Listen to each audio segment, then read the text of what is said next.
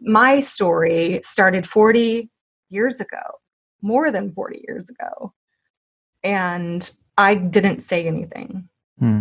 So if I don't say something now, when will I say it? And who else has to be victimized? Right. If I don't share it, and if we don't join in this movement to hold people accountable. And it's not like to burn everything down. It's literally to say that we are here on behalf of those who are suffering. And I think it shows, in the type of things that you produce and the reactions to them. It's just a stark contrast between the attitude of being an advocate for someone and just vitriolic defense of an idea that is hurting people. Trigger warning. This podcast contains descriptions of various abusive situations. Listener discretion is advised. You are listening to the Preacher Boys Podcast, a podcast shedding light on decades of mental, physical, and sexual abuse within the independent fundamental Baptist movement. The testimonies shared on this podcast are told from the personal experience and perspective of the survivors. Not all legal outcomes are known or final. Any suspect is presumed innocent until proven guilty in the court of law. To find more information about the Preacher Boys podcast and upcoming documentary, visit preacherboysdoc.com or connect on Facebook, Instagram, or Twitter with the handle @preacherboysdoc. Now, here is your host, Eric Skwarczynski. All right, everybody, welcome back to the Preacher Boys Podcast. I'm so excited to have Shelly Pordea here on the show with me today. Shelly, can you just introduce yourself to my audience and let them know about your introduction to the IFB movement? My name is Shelly Snow Pordea. I am an author and a story coach, beauty consultant. I have a career that I absolutely adore, but I've spent the last few years kind of trying to bury all online evidence that my husband and I were actually sent from a mission board, the Fundamental Baptist Missions International. So that was the mission board that did not start out under Jack Hyles, but before he died, I think it was probably the year after we joined, so that would have been 1998. He kind of took it under the First Baptist Church of Hammond Ministries. And so we left for the field of Romania in 1999. But as far as the introduction that I had into it, I was basically born into it. I'm not sure if my parents' church was like founded as an IFB plant, but I do know that they were, more and more active in the movement from the mid-60s on. Yeah. Okay.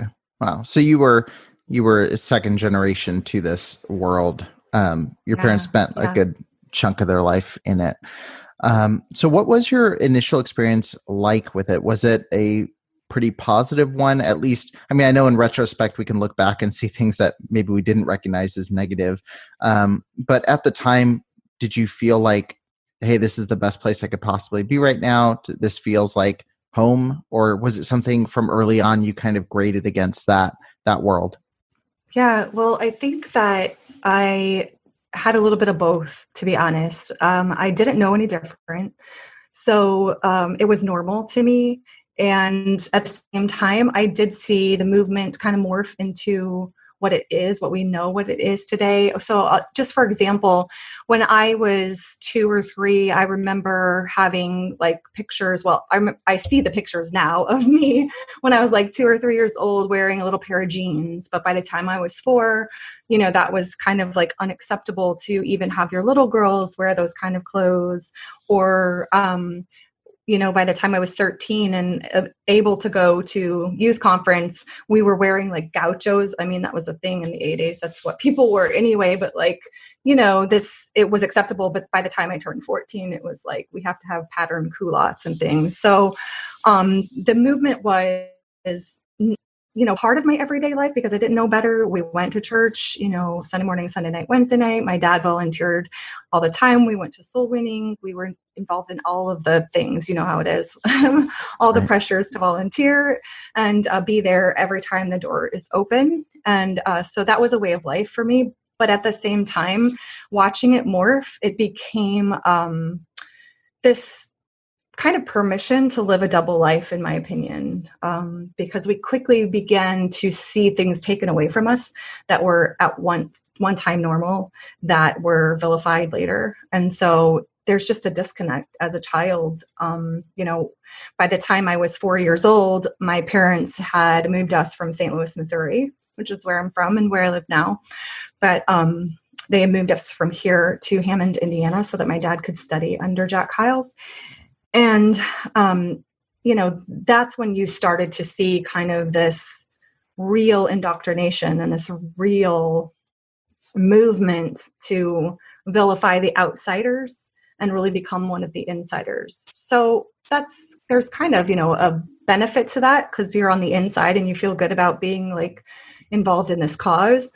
But then you see how the things that you like watching TV, are suddenly evil, so you hide it.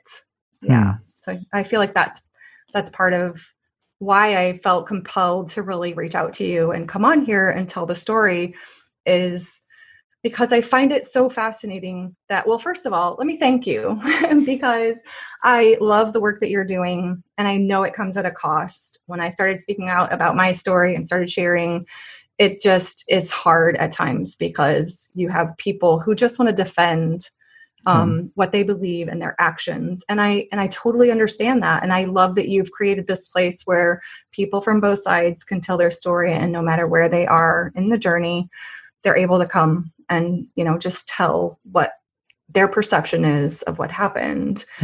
So thank you for that.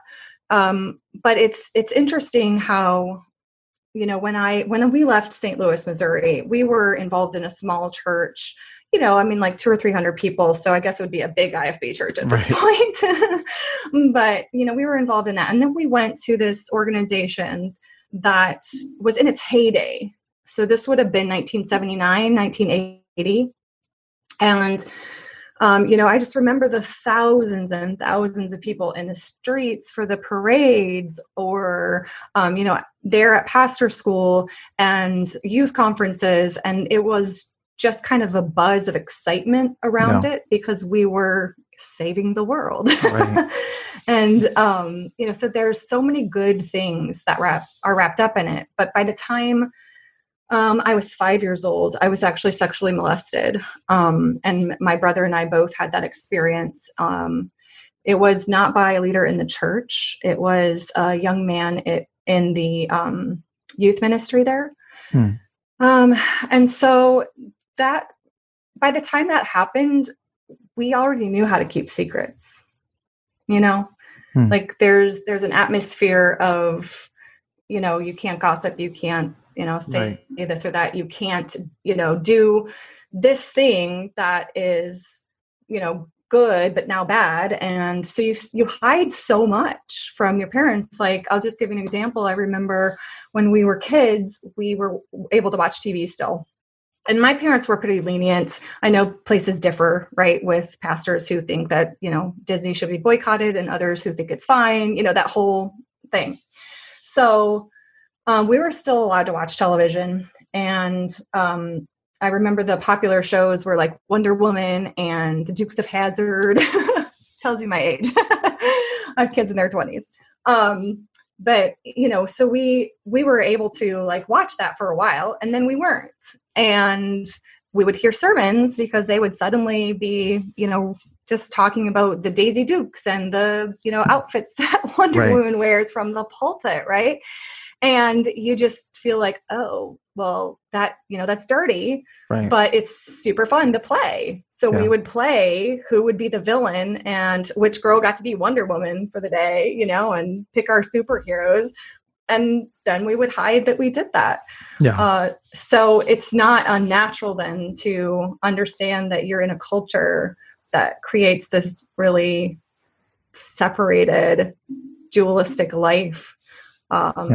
And that's why I think it's important that you're doing the stories, is because I've heard, on the podcast lately that there's an argument about it being a systemic issue. And it's, if it perpetuates the re-victimization of survivors, and allows perpetrators to not come to justice, then it's a systemic issue. And I think it's important to just tell our stories. Yeah. Yeah, definitely. I mean, there's a lot there. I mean, first of all, I had to look up what gauchos were, but so that was a big learning thing for me. But no, yeah, but you know what culottes are. I do know culottes, yeah. So, but no, yeah, it's interesting hearing, because everything you're saying makes sense, and I think this is where I struggle to see these places independent, is like I can resonate with pretty much everything that you shared from your experience being in Indiana, and I was in Southern California. But one of the things you hit on that I think is really important, and I've just started kind of noticing this. I think it was my interview with Rachel that we talked about, like moving goalposts of like what's okay, and that's what I feel is consistent in almost every IFB church I'm in, is like once you get to a point where you do meet one set of standards, they create a whole new set of rules. So that way you're always breaking something and have to constantly be improving. And yes, in life, are we always improving? Probably, like that's a good thing. Sure.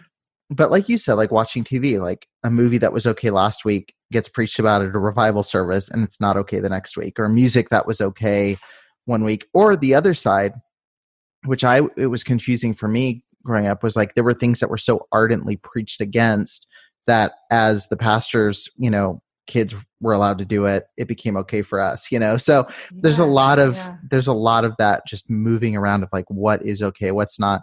And I watched Dukes of Hazzard all the time growing up, so that doesn't date you. Maybe that dates me, I guess. But yeah, I grew up watching the A-Team, Dukes of Hazzard, like all of the cool 70s shows, because my mom, that was like one area we never went super fundy on, was like movies and shows. So I'm glad about that. So yeah, that's nice. But yeah, so I mean, obviously, you mentioned some of that stuff, like, and at the end of the day, I mean, we can look back and say like, okay, there's a problem there, but not being able to watch a certain show or things maybe isn't the worst thing in the world. What was the first thing that happened where it really started splintering your view of like, oh, this isn't a safe religious bubble that I thought I was in? It's a little bit more controlling than maybe it should be. Well, I think my brother had a lot to do with it, and he was kind of like he's very curious, and I think we both have that, but he is a lot more like independent, I guess, and so I always really just wanted to make everybody happy, and just kind of watching the way that he would be treated. And you're right, like it seems innocuous that you're not allowed to watch this TV show, or you're not allowed to go to this place and to do this thing. And I've come to the point in my life where I really appreciate like what I was shielded from, what I was protected from, some of the hurts that I could have suffered in the world. And, I can attribute some of that to my upbringing. But as you create this atmosphere where everything is so scary that it might be wrong tomorrow, that's where it seems to just be this breeding ground for hurt. So my brother would like rebel, and so would I. My mom would say that I was more of like the silent rebel. I would just be like, sure, I'm going to do that. And then they would never know, some of the stuff that I would do. But my brother would be like, well, you have to tell me why. Right. You have to explain that. And just, he was treated with more and more hostility, I would say. And not that we didn't have love in our home, and not that there wasn't, some wonderful and beautiful memories that my parents would go out of their way to create for us.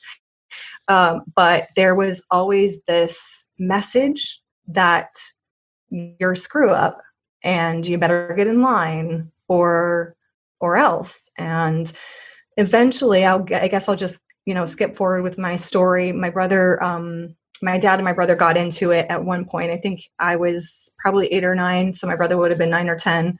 And, my dad was like, well, if you can't follow the rules, then you've got to leave the house. And he packed a duffel bag. My brother packed a duffel bag. My dad watched him walk out the door. Now, looking back as an adult, I don't think that was my dad intended to leave him, because he basically let him walk a mile down the road and picked him up. But again, something that seems so like innocent or tough love-ish was severely traumatic to both of us, because it showed us that our parents were willing to literally forego a relationship with us if we would not bend to the rules. And, again, I don't fault them. I fault a system, and maybe even a society. That's why I think it's important that we are talking about this, that you're doing what you're doing, is because sure, we've evolved as a society and we've learned. So let's all just get past this. We can not employ these traumatizing tactics to help children understand that we as parents are here to protect them. And some of these rules are here for their good, instead of, just piling on layers of guilt and frustration. And ultimately, my brother did leave home when he was 17. So that shifted my life completely, I think. I was, by that time, a little more vocal. I was, sneaking out. My mom probably, if she's listening to this, sorry, Mom, if you don't know some of this, but I would sneak out. I would, hide jeans. I would wear like these big, full, long skirts, and I would hide pants under them and just like slip the skirt off when I got out. Or I sneaked out to rock concerts. Music was the big thing in my life. I never quite conformed in that area, and that's what I would constantly get in trouble with. But again, there are instances where I was brought in front of my family, and my mom and dad, they found a notebook that I had at school, and I had written just like band names or song lyrics. I don't even remember, but whatever it was something to do with music. And they were like, we found this, you're becoming a slut and a whore.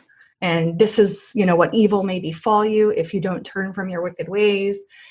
And those were messages that were loud and clear, because once my brother ran away from home, the one thing I didn't want was to be treated like he was.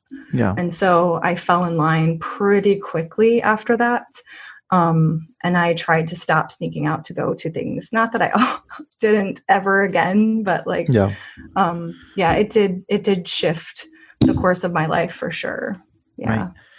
Right. I'm curious, just to backtrack just a little bit. I know you had mentioned when you and your brother both had shared experience at 5, where someone in the church, molested both of you. That's a very young age to, comprehend what happened. And then it's also a very formative age. And so did the two of you realize at the time what had happened, or was it something that, happened, it was addressed by family who found out, and then you moved on, and then it kind of manifests itself later? How did that affect? Because I have to assume happening at that age, where you're right at that kind of kindergarten age, you're getting ready to that's your formative memories. Most definitely. I do think that, our lives just would have been very different. And like I said, it was kind of I don't think we ever really talked about it. I knew that it was happening. And that, because the boy left me and went into the other room with my brother. And so I don't think I knew here, but I sensed here that it was happening to my brother. So it was not anything we ever spoke about. Okay. And my brother was extremely protective of me, and just the sweetest guy you'll ever know. Yeah. Except for when it came to the relationship with my parents. I think he blamed them a lot, and he didn't know what to do with that feeling of anger. And for me, I just really became quiet and expressed myself artistically. And fortunately that was, appreciated in my family. And, given my personality, I was like, well, I'll just do more of this stuff. I'll just, make music for the church, and I'll do these things for the church, and get the, stamp of approval. And I kind of played the game and was elevated, and my brother was a nonconformist and he was ostracized. And ultimately, it did kind of break up my relationship with him for a little while, and not from any kind of like anger or issues that we couldn't handle, but it was more of like, we're not playing the same game right now. And so what happened was, when I turned 14, I was at the Bill Rice Ranch. If anybody remembers, shout out to Bill Rice Ranch. And there was a pastor preaching, no idea, but like, I don't know who it was, but it's kind of like the Tony Hudson type, just screaming and talking about how the dirty horrors of our generation, equating it to what women wear and what women can say, and just, all the typical that you hear. And I realized, I think in that moment for the first time, that I was that girl, according to what he was saying. I went to a leader that I trusted, a woman in our church, and I told her, like, I really need to talk to somebody about this. This is what happened to me. And, I just feel like a piece of trash. Like, am I ever going to be accepted in this culture? The only place I've ever known. And her first reaction, which is why I think it's important that I want to share my story now, was to go to the pastor. And so I had to retell the story to my pastor, because of the protocol in the IFB is the first place you go is a man in leadership. And so I was extremely uncomfortable, and we went, to the chapel late at night in the dark, and just us three there, and I shared my story again. And so from then, we went home. He called my parents and said, hey, meet us, both of you need to come and pick your kids up at the church when we get home. There's just something I need to discuss with you.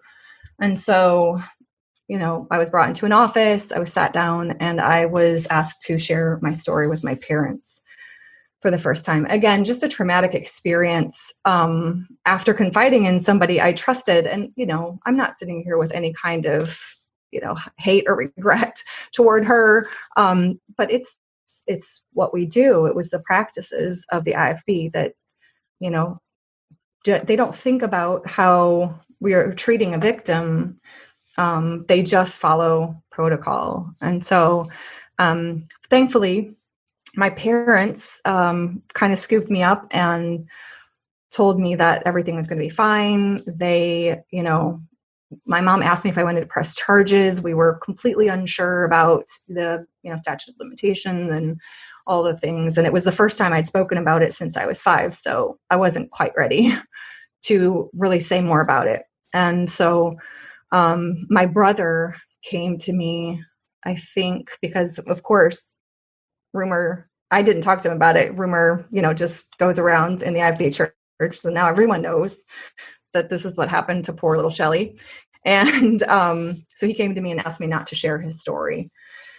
And from then on, we were able to actually speak more and more about it. But when I decided to go to Hyles-Anderson after he ran away, we lost contact for a few years. Yeah. So that's how basically all that played out. Yeah. No, that's why I wanted to definitely go back to that, as I was curious, because, I've mentioned on the show before, like, in my situation versus so many stories, and I know you shouldn't compare traumas, because I was talking to one of the guests we had on, who was a trauma therapist, and I just shared like a little bit of mine. And I was like, it's not that big a deal compared to everyone. She's like, well, don't do that. She's like, it's everybody's affects them their own way. But I was probably first grade, second grade. I always get fuzzy on like what exact year. I want to say it was like first, second grade. And there was a guy that we picked up for church who like touched me, but that was really, I ended up getting away from him, and like it didn't go further than that. But even just that was super scary and traumatizing. And I told my parents that night. But looking back now, I don't think I explained what happened clearly enough for them to know. That's me giving all full benefit of the doubt, and like based on my conversation that's what they believed, and I take their word for it. But in my mind, I did tell them enough. And so for the next, however many years, like up till, literally like last year, I'm sitting there going like, why did nothing ever happen with that? Because I told them. And so I'm sitting there going like, I don't want to bring this up because when is a good time to talk about this? And, but I'm sitting there with this, what you said about your brother, like I have all these emotions of no one cared enough to do anything. No one thought it was a big enough deal. People just kind of left me to deal with it myself. And then when I bring it up to my mom, she's like, I didn't realize that happened. And I'm like, I told you. And so then I'm sitting there like, oh, well, I never even communicated it. So it is how people respond, even if it's not their fault, but how people respond in those first moments can change how you view everything for a really long period of time. And it was like really weird because like what I laid out was like something to her, like if I had said, oh, someone was mean to me or someone made a mean face to me, like versus like me actually explaining what happened, which I think if I had at the time, knowing my mom, would have been a much different reaction. But yeah, I was just curious because like that's something, it wasn't always at the forefront of my mind, but it was something that everything.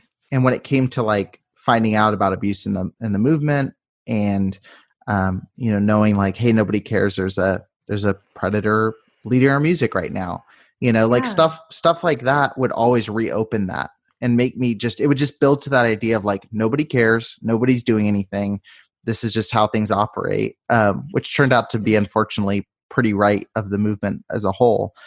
But yeah. And even in my situation, the only person or people were my parents who asked like, hey, what about this person? Yeah. What do we need to do to, get you peace, justice, whatever it might be. But every other leader treated it as if there was an issue with me that they needed to fix. And so as somebody who has been victimized, it really is just re-traumatizing to think that, oh, well, now I have to like fix myself instead of thinking, I want to be heard. I just need to figure out what actually is happening. And they want to put me through some kind of counseling to, reclaim my purity. Like, stupid stuff like that is said. And you really, that hurt for me because I was so young and because it was limited exposure. I had probably 3 encounters with that person. And so, I don't know, other than like, I have some memory of it. And, I don't have this deep seated like hurt from it that I feel like I hold on to. What is more hurtful in my situation, at least, is the fact that it was over and over and over again, something that was my fault. At least that's how I was made to feel. So, yeah. And when you say they wanted to counsel or there was an issue with you, was were they coming at it more from, oh, you need to get over this, you shouldn't be bitter about it? Was it more of, hey, you're at fault too? Because I know that's common, but sorry, go ahead. I was just going to say, I don't think that they would say that. I hope they wouldn't say that considering the age at which it happened, but stranger things have happened. Right. The fact that we equate purity with the fact that that whole subject's so odd, but the fact that that someone would make a claim that a 5-year-old can lose their purity because of something that happens to them without any possibility of them ever consenting to it is insane. Yes. So I think that nothing was ever overtly said as far as I had guilt in it. It was just communicated to me that I was now tainted by it, Simply because the purity culture, is so strong in the IFB. And when you are dealing with, this, I mean, even if it's molestation, I guess they still equate it with the act. And it's so, I don't know. There's such a disconnect, between sexuality and being molested that if there's nobody professional to help you through some of these, feelings and things, especially when this is happening at such a young age, it can just be mind numbing. And so I'll give you an example too. So like I said, I decided to kind of keep the peace and go off to hyles-anderson college. And, that's stuff that I've dealt with, in therapy as well is my, so I left right after the scandal. I was in high school when Jack Hyles was on hard copy and all that. And I remember my parents saying, they just couldn't believe that people were attacking him like this. And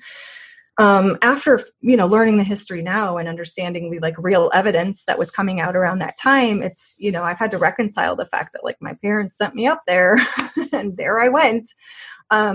And when that happened, so my dad studied there from the time I was 4 to the time I was 6 years old. And then we moved back to St. Louis, where I lived until I went back to college. And by the time I went, I was 4 and we came back when I was 10. That's what it was. So it was about 6 years. And so I went to, the conferences at youth conference and things like that. So I had been there a couple of times, but it really wasn't until I went to college and started working in the Bible club ministry right there in Hammond that I just had this overload. And I started having panic attacks and flashbacks.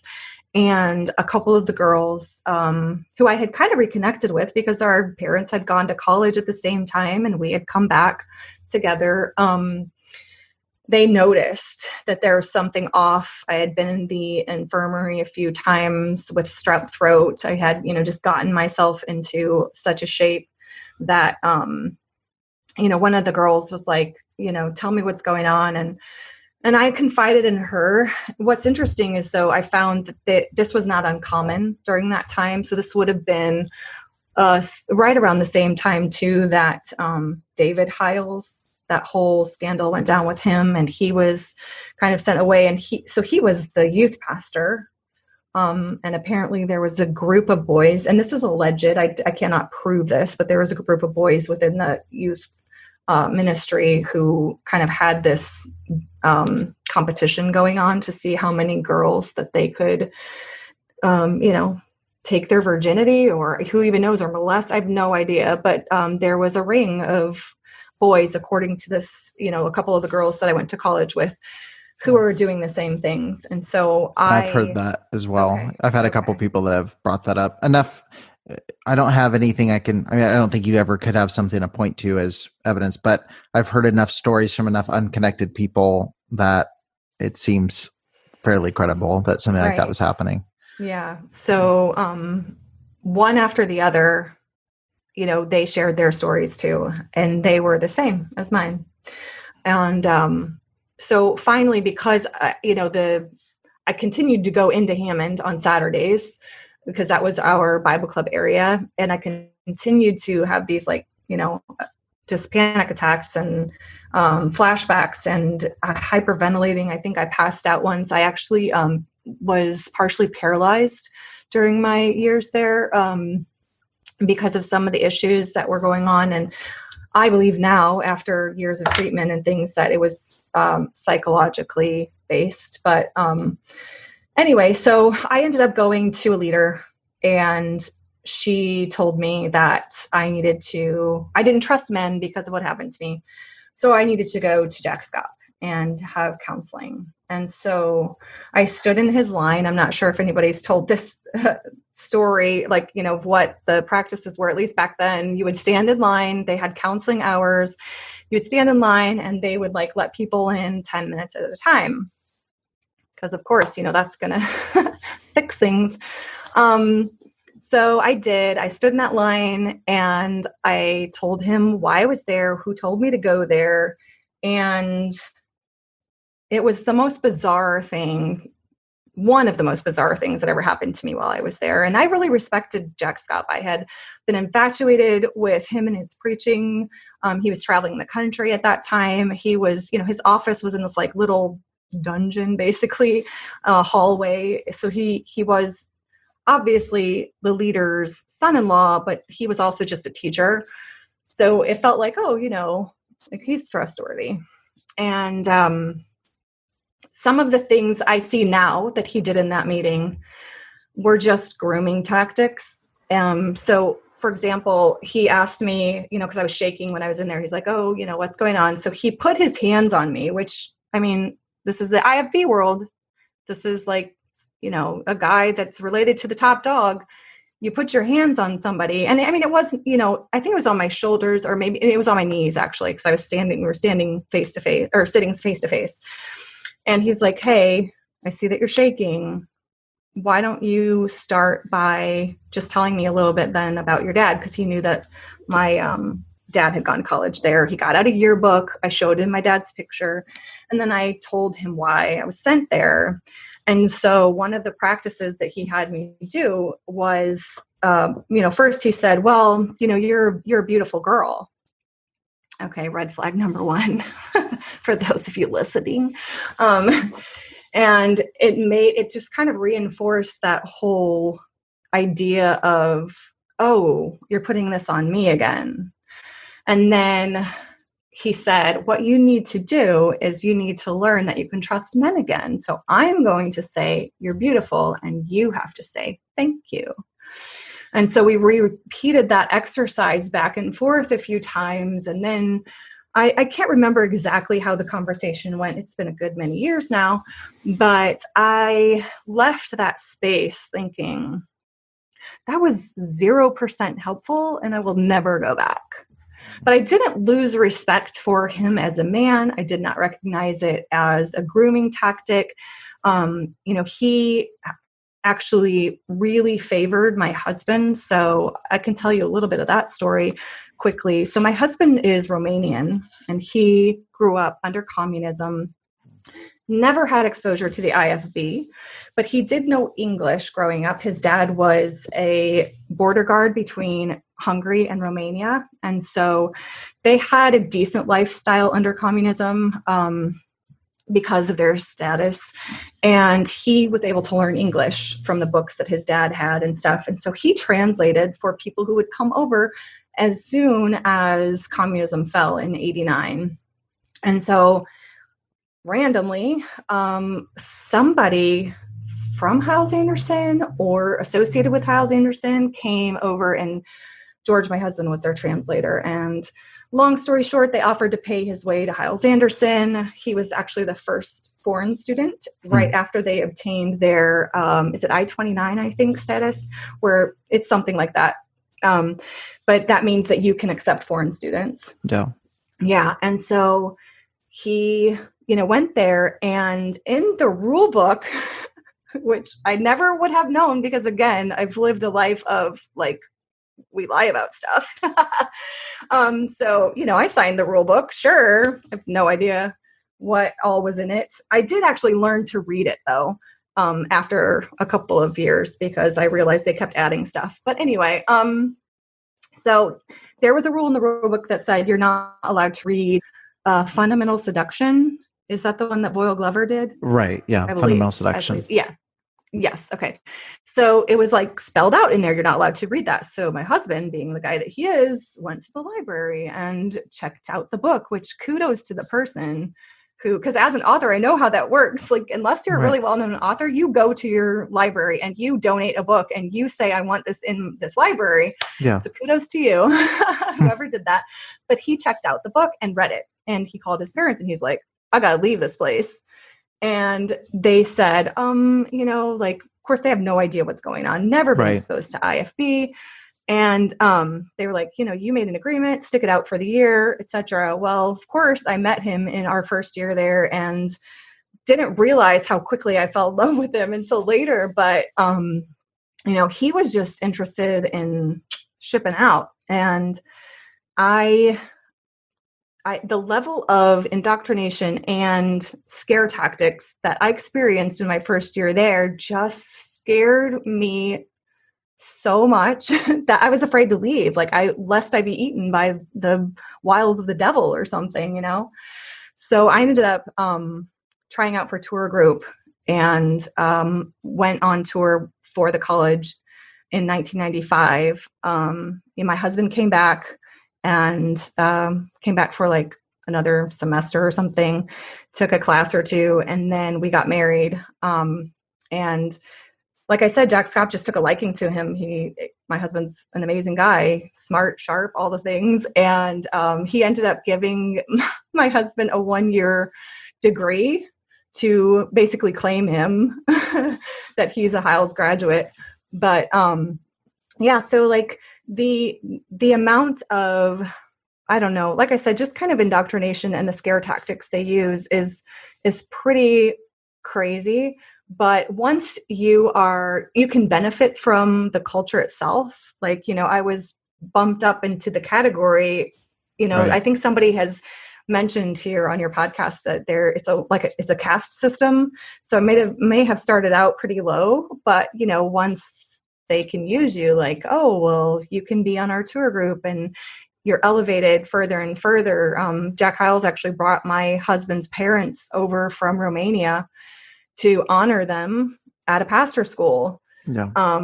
You know, and so you turn a blind eye, or like you don't even really see it, because while I was there at hyles-anderson, some of my friends were being abused. And even though I was still walking through my own like trauma with trying to figure out how to deal with my past, I didn't even see that there were girls being abused by some of the staff members there that I was close friends with.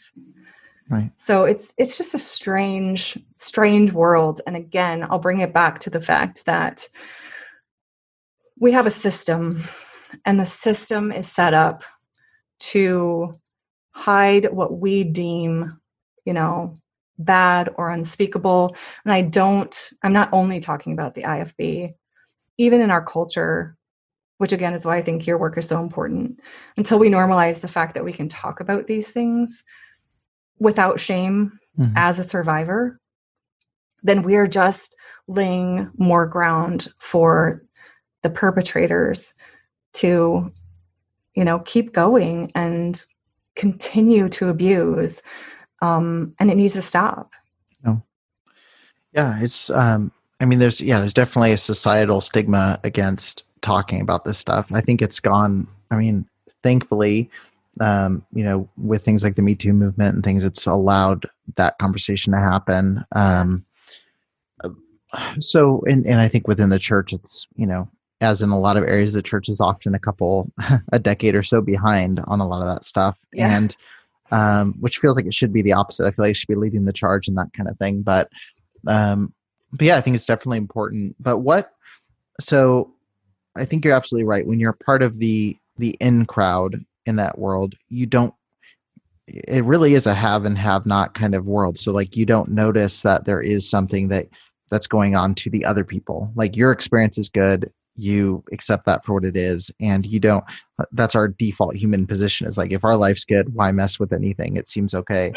What was the moment that you realized, you know, you guys are missionaries, you're like as IFB as you can get, and we went down that road too. Like, we did the missions route for a little bit. Yeah. What was the thing where you said, like, okay, we're doing everything we're supposed to be doing. We're at the height of our IFB, you know, whatever you want to call it, IFB fervor. What is it that made you guys step away to the point where now you're like, I don't even really like that people know that we did that. Like, it's kind of an embarrassing period of our life.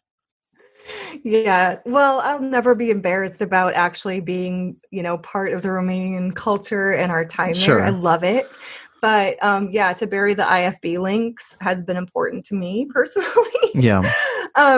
So honestly, like I said, my husband was never bought in, and he, you know, kind of placated me for a while because I, you know, just operated out of fear for so long. But there was a clean break when we left for the mission field in 1999. I had no more exposure. Facebook was it a thing? I don't even think it was yet. I don't know. At least not open to regular people. It might have been on college campuses by then, but. What year? 99. Oh, no, it would. Yeah. Facebook was like 07, I think. It's pretty recent, actually. Okay. Yeah. I was going to say, so I don't even think we had that. And so I had no exposure to IFB cultures. There's no IFB people. I mean, there might be, but I don't know about them, and very few in Europe. So, Great. Now that you said that, they're going to be sending tons of missionaries next year. That's true. Okay. There are There's IFB tons. people. We're stacked. We're good. There weren't any near us. Sure. Except actually there was that we found out about later. But anyway, initially when we went, like I said, clean break, and I was able to experience a culture that had a very broad view of faith. And my husband grew up in actually the largest Baptist church in Europe. And so I saw life for the first time, unfiltered. And I began to really unpack a lot of stuff those first few years. And I think in 2003 or 4, I, thought I am suffering here. And it was literally homesickness, culture shock, whatever it was. And I thought, well, I need to go back to this Women's Spectacular. So I took my daughter. She was quite young, maybe 6. And so we went, matching little dresses and all. And, I had already worn pants in public over there and stuff. So I was like, okay, I'm going to give it the real dedicated try. And so when I went to that conference, I sat there, and it was so far removed from anything that I was dealing with emotionally, spiritually. I can't even explain how hit in the face I was of this is not for me. Yeah. And so I left, and it still took me a few years to kind of just unravel so many layers.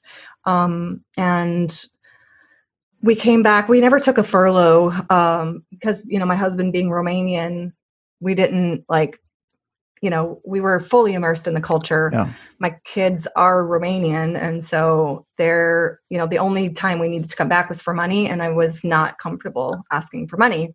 And because my husband was also connected with many other believers, many other denominations and stuff, our support, even though it went through the FBMI mission board, was not all from fundamental Baptist churches. Got it. So, I just, at one point, I think that would have been in 2007, 2008 maybe. No, it was 2007. We went back to First Baptist Church Hammond, and my husband spoke at the 6 o'clock hour or something where they have question and answers. And I looked at him and I said, "Don't ever bring me back here. I can't do it. I can't pretend anymore." And that was the real falling away of I'm out. You can't count on me for any of it. Yeah. There is something when you have a little bit of distance between it. I was just talking with someone about this yesterday. When I first left, I would feel these pings of I feel like I'm doing something wrong. I feel like I should be back or it wasn't as bad as I'm thinking it was, or it wasn't as extreme. And then I would go back and I'd be like, this is a little extreme. But then you get into it a little bit. You're like, it's not that bad. You know what I mean? And it's true. There are some good people in that world, and you cling. For me, when I would go visit these churches, I'd find the good people that I knew and go hang out with them. But then you start really diving into okay, what are they actually preaching, or what are they actually teaching? And you start going this is super toxic. So you'd back away a little bit more. And now, I haven't stepped foot in an IFB church in a couple of years now.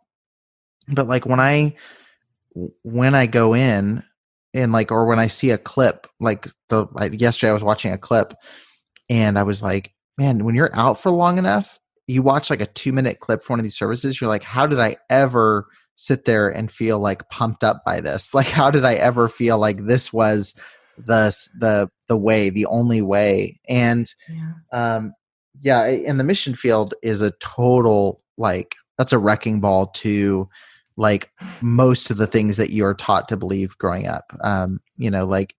Like all the stuff you learn about music, and then you're sitting in a village church in India where they're playing a drum, and you're like, it doesn't seem like they're like committing this egregious sin against God that people are getting expelled out of Bible colleges for.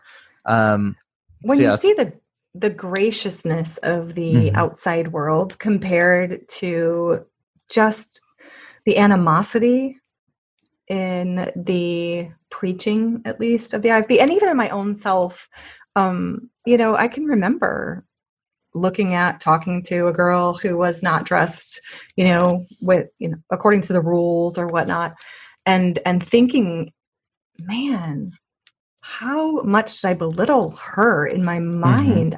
How devoid of grace could I be by, just acting as if I had the moral high ground to talk to her about her dress standards, or it's just, like you said, it does blow the door wide open to see, and honestly, it was nice to be on the mission field because I think we had one, other than the mission board founder, I think we had one pastor visit us in the 15 years we were there from the IFB.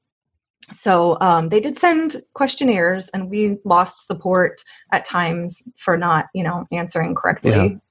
So, right. But it's nice to be on the other side of it and to understand that grace is everything, Right. Yeah. It's for me, the big shift was like, I used to view people as transactions, and it was like, can I convert? Like, will I have this conversation if there's a chance of me converting them to my way of thinking? And, while obviously I still share about my faith because it's important to me, I can genuinely be happy talking to someone about like, oh, that's great, you got a raise, and like, or that's great that this happened. And not every question is leading to me getting to their quote unquote sin issue, or, you know what I mean? Like that kind of thing. So you now have really, like, I'll have a link to your article in the show notes. Like you are really, being an advocate and trying to, like, you're writing, you're sharing your perspectives, you're trying to raise awareness about even things that you didn't personally experience, but are, tangential to what you experienced. What was the shift from going from like, I'm kind of like, don't want to talk about this, to that's definitely what I'm going to do now is share about this and try to help other people? Yeah. Well, after I finished my trilogy, I knew that, well, it was actually before I began working on writing this story, and it was just a pull that I continued to feel. But as I started speaking out about it, I encountered a lot of resistance, just within family and within. So my husband is still in ministry. He is the missions pastor at a sizable church here in St. Charles, Missouri. And so, just like, oh, well, what will be affected? What will people say? All of the things that, go through your head. Even when I published my first book, there's some mysticism in it. It's like a time travel fantasy. So I was just like, a lot of my audience is still, IFB thinking, like, what do I, like, okay, I'm just going to put it out there.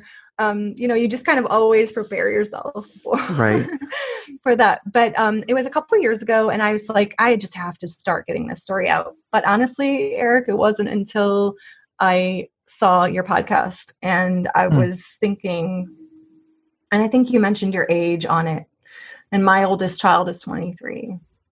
And I was just smacked in the face with the fact that this isn't part of my past or the past. It's part of my past, but it's still continuing. Right. And if not now, when? And it's funny because that was a really popular sermon when I was growing up. I have these like little things in my head that I kind of use as jabs, even in my writing. They'll be like sermon titles that it's not like I'm using them against them, but it's that whole idea of like, if we don't do this now, when will it be done? Because my story started 40 years ago, more than 40 years ago. And I didn't say anything. So if I don't say something now, when will I say it? And who else has to be victimized? Right.